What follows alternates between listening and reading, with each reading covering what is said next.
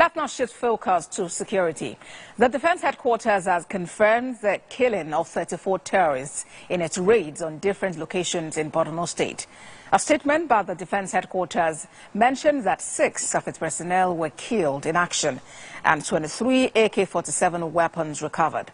The DHQ explained that the terrorists were taken unaware when troops returning to base followed their planned attack as soon as the attack commenced.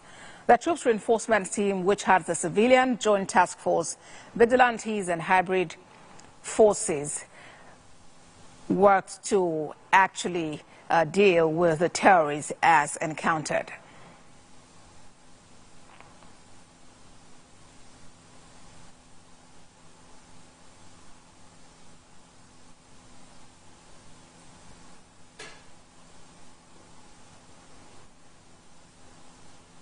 Joining us for more is a former captain in the U.S. Army, Bess Johnson. Good to have you join us on TVC News at 10. First, what's your take about this development and how might it impact the morale of troops? Okay, well, for me, anytime the military or the police or any of the law enforcement agencies take out the bad people from the battlefield, is a good day for Nigeria. And as far as the morale of the troops is concerned, I think every successful operation has a way of boosting the morale of troops.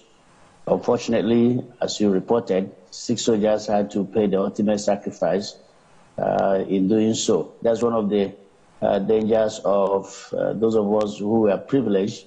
A very small percentage of those of us who are privileged to have worn the uniform. Those are the risks of the jobs that, unfortunately, in this part of the world, not very many people really like to appreciate that kind of sacrifice.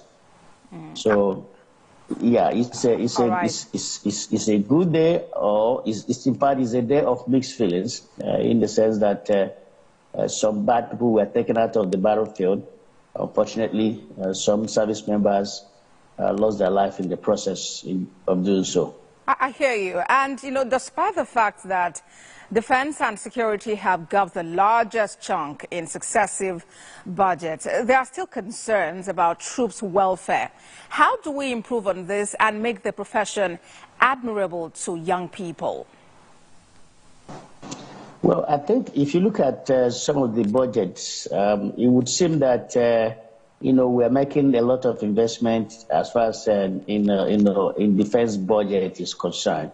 But if you take it and compare it to our GDP and our population, and if you look at our spending as compared to some of our even poorer neighboring countries, you discover that we are not really spending a whole lot in terms of our defense budgeting. Yes, we are making progress. There have been increases in their budgeting, but we are still far below what is required to be able to bring our troops to, not the standard that you will see in some Western countries, but to bring it up to a standard where it will be more appreciable for our young people to be able to join the services. We are still spending a whole lot below what is required to make the service attractive to young people.